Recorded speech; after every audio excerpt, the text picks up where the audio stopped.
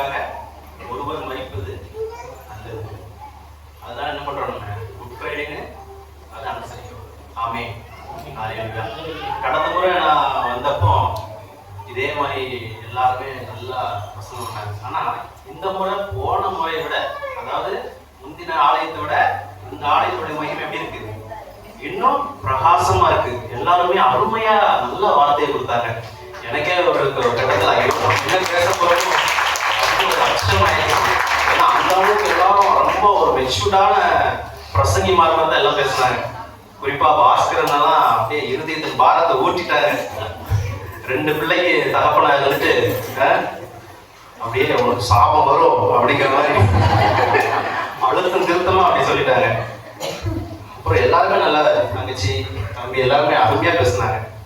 அப்போ நான் அவங்ககிட்ட என்ன பேசணும்னா, 6வது வார்த்தை எனக்கு அப்படியே காத்துருந்து பாருங்க.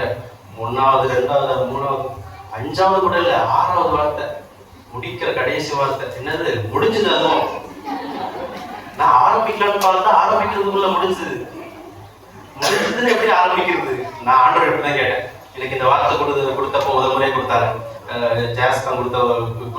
கொடுத்தப்போ எனக்கு என்ன பேசுறது ஆண்டவரே, ஒரே குழப்பம். முடிஞ்சதுன்னு எப்படி நான் ஆரம்பிக்கிறது அப்படின்னும் போது ஆண்டவர் என்ன சொன்னாங்க, மகனே அது முடிஞ்சது இல்லை, முடிஞ்சதுல இருந்துதான் எல்லாமே ஆரம்பமாகுது. ஹல்லேலூயா. ஆமே. முடிஞ்சதுன்னா பழசு எல்லாம் முடிஞ்சது, பழையவை எல்லாம் முடிந்தன. பாவங்கள் சாபங்கள் எல்லாம் முடிஞ்சிச்சு. நியாயப்பிரமாணத்தின் சாபங்கள் பல 1000 ஆண்டு காலமா, ஆதாம் காலத்துல இருந்து இயேசு காலம் வரைக்கும் இருந்த எல்லா பாவ சாபமும் என்னாச்சு, முடிஞ்சிச்சு. ஒரு வெற்றி முழக்கம். ஆண்டவர் ஒவ்வொரு வார்த்தையும் பேசிட்டு வர, மன்னிப்பு, அப்புறம் என்னது 2வது வார்த்தை ரட்சிப்பு, எல்லாம் பேசிக்கிட்டே வராரு. தாகமா இருக்கிறேன்னு பேசிக்கிட்டே வராரு. எல்லாமே ஒரு ஏக்கத்தின் வார்த்தைகள், ஒரு என்ன சொல்றது, ஒரு வியாபலத்தின் வார்த்தைகள். ஆனா இந்த முடிந்தது அப்படிங்கிற வார்த்தை மட்டும் பாருங்க, இனிமே எதுவுமே இல்லை. இது வரைக்கும் என்ன இருந்துச்சு, கண்ணீர் இருந்துச்சு, பிரிவு இருந்துச்சு. ஆண்டவரே என்னை ஏன் கைவிட்டுன்னு கேட்கிறாரு. ஆண்டவர் பிதாவுக்கு என்ன கேட்கிறாரு, ஏசப்பா என்ன கேட்கிறாரு, என்ன ஏன் கைவிட்டி. அநேகர் என்ன சொல்றோம், நமக்கு யாருமே இல்லை, நான் ஒரு கைவிடப்பட்ட நிலைமையில இருக்கிறேன் அப்படின்னு நாம என்ன பண்றோம், வருத்தப்படுறோம். அந்த வருத்தத்தை கூட ஆண்டவர் என்ன பண்ணாரு, அவர் மேல அதை ஏத்துக்கிட்டாரு. நமக்காக என்ன பண்ணாரு, சாபமானார், பாவமானார். எல்லாவற்றையும் ஆண்டவர் என்ன பண்ணாரு, அதை தீர்த்துட்டு கடைசியில சொல்றாரு, எல்லாம் முடிந்தது. அப்போ முடிஞ்சது அப்படின்னு சொன்னப்போ நம்ம என்ன பண்ணணும், திரும்ப அதை ஆரம்பிக்க கூடாது.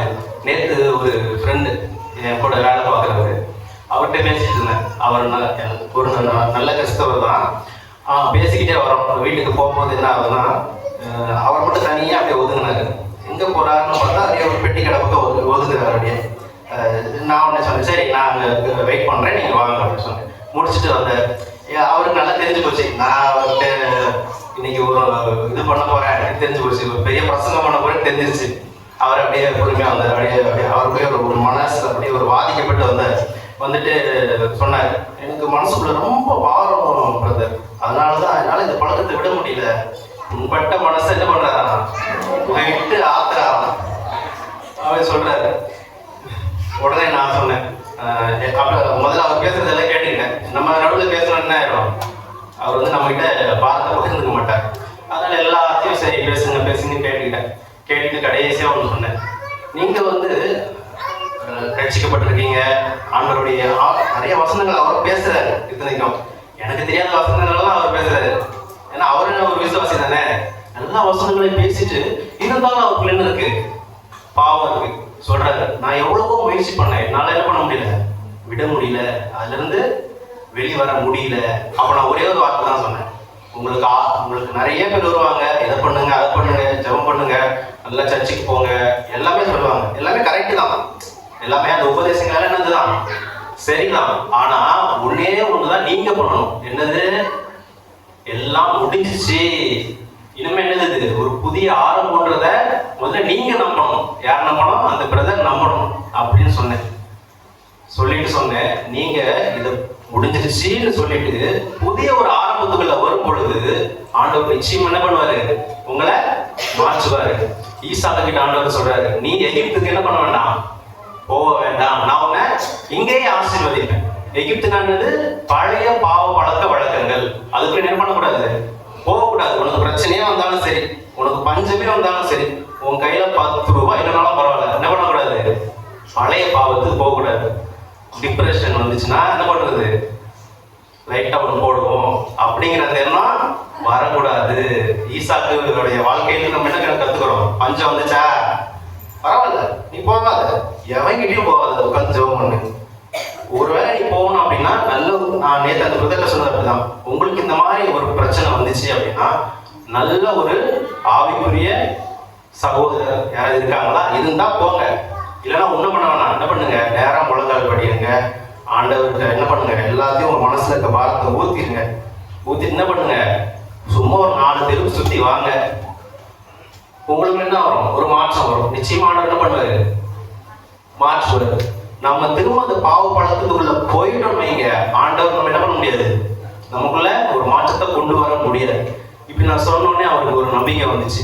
அவர் சொன்னார், சரி நான் என்ன பண்றேன், இனிமே அந்த மாதிரி செய்ய மாட்டேன். நீங்க சொன்ன இந்த இதை நான் முயற்சி பண்ணி பார்க்கறேன். தனிமையில் இருந்தா மட்டுமே என்ன பண்ணுவான், பிசாசு நம்மளை வீழ்த்துவான். அப்ப தனிமையில இருக்காதீங்க. உங்களுக்கு அந்த மாதிரி என்ன வருதா, உங்களுக்கு அந்த மாதிரி மனசுல கஷ்டமா இருக்கா, யார்கிட்டயாவது பேசுங்க, நம்பிக்கைக்குரியவர்கிட்ட பேசுங்க, இல்ல என்கிட்ட கூட பேசுங்க அப்படின்னு சொன்னேன். சரி சரி பிரதர்ன்னு சொன்னாரு. அதுக்கப்புறம் தான் என்னாச்சு, அவருக்கு ஒரு மனசுல நிம்மதி வந்துச்சு. சரி, ஏன்னா அவர் மனசுல என்ன பண்ணிட்டாரு, சொல்லிட்டாரு.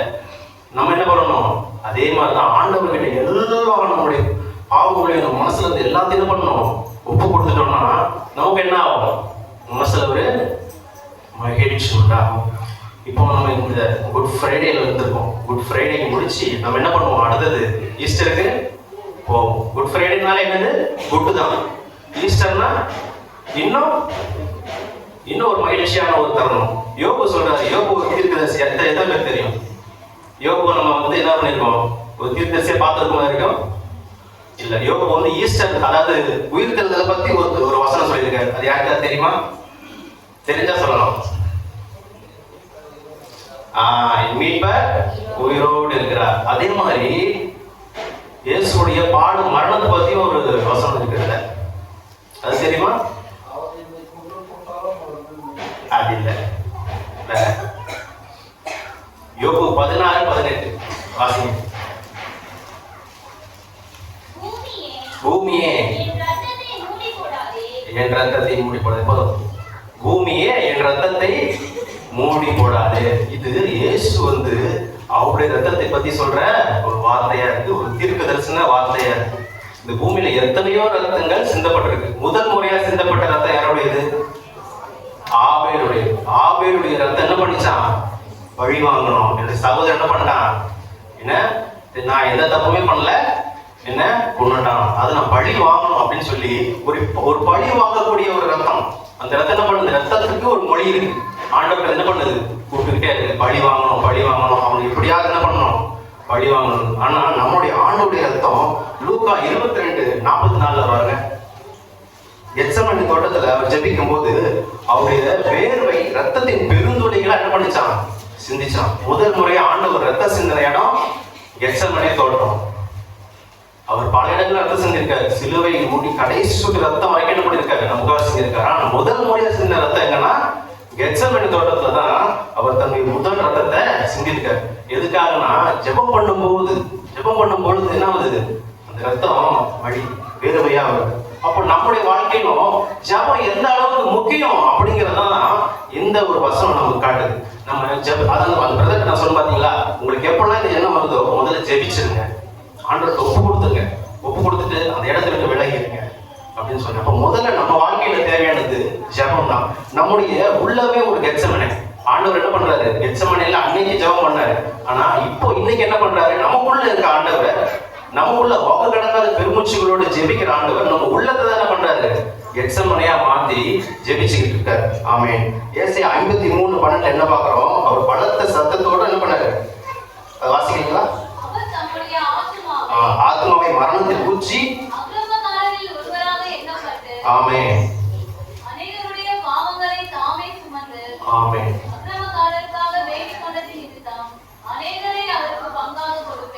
ஆமே.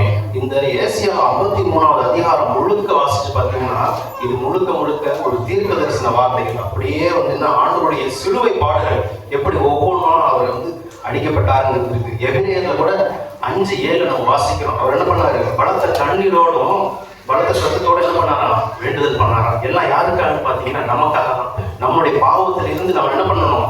நீங்களாக்கணும் அப்படிங்கிறதுக்காக. முடிஞ்சது அப்படின்னு சொல்லும்போது இது எல்லாம் முடிஞ்சது, சரிதான். ஆனா ஒரு முடிவில் இருந்துதான் மற்றொரு தொடக்கம் உண்டாகும். இப்ப இன்னைக்கு கூட பாத்தீங்கன்னா இன்னைக்கு இரவு 12 மணி என்ன ஆகும்? முடியும். 12 மணி முடிஞ்சதுன்னு பார்த்தோம்னா அன்னைக்கு தான் என்ன ஆகுது? சனிக்கிழமை ஆரம்பிக்குது. ஒவ்வொரு வருஷம் என்ன ஆகுது? கரெக்டா டிசம்பர் 31 12 மணி, இரவு 12 மணி என்ன பண்றோம்? நம்மளாம் சந்தோஷமா என்ன பண்றோம்? பை பை சொல்றோம். 2024க்கு அப்படிதான் சொன்னோம். 2024க்கு என்ன பண்ணோம்? அவ்வளவுதான், ஒரு பெரிய விடையை கொடுத்துட்டு அதோட விட்டோமான்னு பார்த்தோம்னா 12/1க்கு 2025 ஹாப்பி நியூ இயர் ஆரம்பிச்சிருச்சு. இப்போ சாயங்காலம் அழுகை அப்படின்னு சொன்னா விடிய காலத்துல என்னது? கழிப்பு. அப்போ நம்ம வாழ்க்கையில என்னன்னா ஒரு ஆண்டவர் சொல்றாரு, மாரி காலம், கோடை காலம், அதெல்லாம் மாறி மாறி என்ன பண்ணணும்? வரும். வாழ்க்கையில எல்லாமே இருக்கும். அதே மாதிரி நம்ம இப்போ கஷ்டத்துல இன்னைக்கு இருக்கோம்னா இன்னைக்கு இந்த நிமிஷம் இந்த நாள் அப்படி இருக்காது. என்ன பண்ணுவார் ஆண்டவர்? அது அப்படியே மாற்றுவார். இருளில் இருந்து தான் என்ன பண்ணார் ஆண்டவர்? வெளிச்சத்துக்குள்ள. ஆமா, இருளில் இருந்து ஒண்ணுமே இல்லை. இந்த உலகத்துல ஒண்ணுமே இல்லை. ஆழத்துல என்ன இருந்தது? இருள் இருந்தது. இருளில் இருந்து என்ன பண்ணாரு? வெளிச்சத்தை பிரகாசிக்க பண்ணாரு. அதே போலதான் முடிஞ்சதுன்னு சொன்னா முடிஞ்சது கிடையாது. எல்லாம் முடிஞ்சதுன்னா பழைய பாவங்கள், நஷ்டங்கள் முடிஞ்சது. ஆனா அதே நேரத்துல ஒரு லாபத்துக்குள்ளாக, ஒரு வாழ்க்கை, ஒரு மகிழ்ச்சிக்குள்ளாக நம்ம என்ன பண்ண போறாரு? ஆண்டவர் கொண்டு போறாரு. அதுக்கு என்ன பண்ணணும்? நம்ம ஒப்பு கொடுக்கணும், நம்பணும். இன்னைக்கு அநேக என்ன பண்றது இல்லை, அது நம்புறது இல்லை. அதான் பிரச்சனை. அல்லேலூயா. என்ன இல்லையா? எத்தனை பேர் நம்புறீங்க ஆண்டவரை? ஆண்டவர் நம்மளுடைய பாவங்களிலிருந்து நீங்களாக்கி நம்மளை வந்து ரட்சித்து நமக்கு எல்லா ஆசீர்வாதங்களையும் உண்டு பண்ணுவார். எத்தனை பேர் நம்புறீங்க? ஆண்டவர் மரிச்சாரு, ஆண்டவர் நமக்காக எல்லாமே செஞ்சாரு, நம்புவோம். ஆனா நம்ம அந்த ஆசீர்வாதத்தை பெற்றுக்கொள்றதுதான் நமக்கு பிரச்சனை இருக்கு. கரெக்டா இல்லையா நான் சொல்றது? ஆமே. நம்ம என்ன பண்ணக்கூடாது? அப்படியே இருக்கக்கூடாது. இப்போ சிங்கப்பூர்ல இல்ல, கனடாவில் பல மருத்துவர்கள் குழு இருக்காங்க. அந்த மருத்துவர்கள் என்ன பண்ணாங்கன்னா ஒரு மீட்டிங்ல வந்து என்ன பண்ணாங்க? ஒரு கான்ஃபரன்ஸ். அந்த கான்ஃபரன்ஸ்ல கூடி ஒரு முடிவு எடுக்கிறாங்க. என்னன்னா ஒரு விஷயத்தை கண்டுபிடிக்கிறாங்க. உலகத்தில் இருக்க பல நோய்களுக்கு மூல நோய்கள் இருக்கு. மூல நோய்கள் எத்தனையா? 39 நோய்களாம். உலகத்துல எல்லா நோய்களுக்கும் மூல காரணமான நோய்கள் 39 நோய்கள். இந்த 39 நோய்களும் நம்ம விட்டு குணமாக்குறதுக்காக ஆண்டவர் 39 முறை சவுக்குகளால் அடிக்கப்பட்டிருக்காரு. இது நான் சொல்லல, பல வேத வல்லுநர்கள் சொல்றாங்க, பைபிள் ஸ்காலர்ஸ் சொல்றாங்க. இது வந்து ஆண்டவர் 39 முறை வந்து அடிக்கப்பட்டிருக்காரு. எதுக்காக அப்படின்னா இந்த நோய்கள் எல்லாம் நம்மளை விட்டு நீக்கிறதுக்காக, அந்த நோய்களுக்கு ஒரு பரிகாரமா ஆண்டவர் என்ன பண்ணாரு? 39 முறை ஒவ்வொரு நோய்க்கும். இப்போ உங்களுக்கு ஒரு பிரச்சனை இருக்குன்னு வைங்க, அதுக்கு ஒரு மூல நோய் இருக்கும் இல்லையா? அந்த மூல நோய் சாதாரண நோய் கிடையாது, கிளை நோய் கிடையாது, மூல நோய். அந்த மூல நோய்க்காகவே அவர் அடிபட்டிருக்காரு. அப்போ ஒரு அடி வந்து அந்த ஒரு மூல நோய். நம்ம என்ன பண்றோம்? ஒரு சின்ன இருமல், அது ஏதோ ஒரு கீழே இலை, மூல நோயிலிருந்து வர ஒரு சின்ன கீழே இலை, அதுதான் இந்த தும்மல், இந்த வயிற்று வலி எல்லாம். ஆனா அதுக்காக நம்ம என்ன பண்றோம்? ரொம்ப ஐயோ அவ்வளவுதான் அப்படிங்கிற மாதிரி சோர்ந்து போயிடும். ஆண்டவர் என்ன பண்றது இல்லை, அதை விரும்புறது இல்லை. உனக்காக நான் பெரிய காரியங்களே செஞ்சிருக்கிறேன், ஆனா நீ என்ன பண்ற? சின்ன அற்ப விஷயங்களுக்காக சோர்ந்து போகாத அப்படின்னு சொல்றாரு. அல்லேலூயா. தலையை தாழ்த்தி நம்ம ஜெபிப்போம். ஆண்டவரே ஒப்பு கொடுப்போம், நம்ம ஒப்பு கொடுப்போம். தகப்பனே, இந்த விடையில் நாங்க ஒப்பு கொடுக்குற ராஜா. ஆண்டவரே, எங்களுடைய எல்லா பலவீனங்களையும் நீங்க எடுத்துட்டீங்க, நாங்க ஒப்பு கொடுக்குற ராஜா. உங்களுக்கு விசுவாசிக்கிறோம்ப்பா, விசுவாசிக்கிற ராஜா. இனிமே நாங்க அந்த நோய்க்குள்ள பலவீனத்துக்குள்ள நாங்க கடந்து போகவே கூடாது ராஜா. எங்களுக்காக நீங்க ஆண்டவரே உங்களுடைய ஒவ்வொரு சொட்டு ரத்தத்தையும் ஆண்டவரே நீ எங்களுக்காக அல்லவா சிந்தினீங்க, எங்களை மனசுல நினைச்சு அல்லவா சிந்தினீங்க. ஆண்டவரே, நாங்க இப்போது கூட தகப்பனே நாங்க அதை நம்புறோம். இனிமே நாங்க அந்த பழைய பாவ பழக்க வழக்கத்துல போக மாட்டோம். எல்லாம் முடிஞ்சதுன்னு நாங்க சொல்லி அதை விட்டு விடாம ஆண்டவரே, அந்த முடிஞ்ச காரியத்தை நாங்க தொடரக்கூடாது தகப்பனே. அதை விட்டு புதிய ஒரு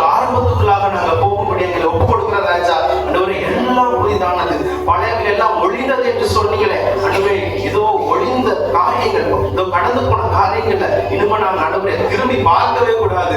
நீ ஒருபோதும் தகப்பனே வாதை எங்கள் கூடாரத்தை அணுகக்கூடாது. ஆண்டவரே நாங்கள் மேடுகளை மிதிக்கணும். மேடுகளை மிதிக்கும்படியாக நீர் எங்களை அழைத்திருக்கிற தேவன். ஆண்டவரே எங்களை கொண்டு பலத்த காரியங்களை செய்யும்படி நீர் அழைத்திருக்கிற தேவன். இப்பொழுது தகப்பனே சர்ப்பத்தையும் தேள்களை மிதிக்க அல்லவா, அது போல நாங்கள் இப்போது மிதிக்கிற ராஜா. பிசாசின் சகல கிரியைகளும் இயேசுவின் நாமத்தால் நாங்கள் மிதித்து அப்புறப்படுத்துகிறோம் தகப்பனே. ஆண்டவரே எங்களுக்குள்ளாக உங்களுடைய ரத்தம் இருக்கிறது அல்லவா, அந்த ரத்தம் மூடப்படவில்லை தகப்பனே. பூமி அந்த ரத்தத்தை மூடவில்லை. காயின் ரத்தம், ஆபேல் ரத்தம், ஆண்டவரே எல்லா சகல ரத்தங்களும் ஆண்டவரை மூடப்பட்டாலும் இயேசுவின் ரத்தம் எங்களுக்காக பரிந்து பேசுகிற ரத்தமா இன்றும் பிதாவின் வலது பரிசுத்தல இப்போதும் இருந்து கொண்டு எங்களுக்காக பரிந்து பேசுகிற தேவனா இருக்கிறீங்கப்பா. அதுக்காக ஆண்டவரே உங்களுக்கு நன்றி செலுத்துகிற தகப்பனே. அந்த ரத்தம் எங்களுக்குள்ளாக இருக்கிறது. அந்த ரத்தத்தினால் நாங்கள் எல்லாவற்றையும் மேற்கொண்டு ஆண்டவரே முற்றுமுடிய ஜெயம் கொண்டவர்களாய் நாங்கள் இருப்ப தகப்பனே. எங்களை ஆசீர்வதித்ததுக்காக நன்றி. இயேசுவின் நாமத்தில் ஜெபம் கேளும் பிதாவே, ஆமென்.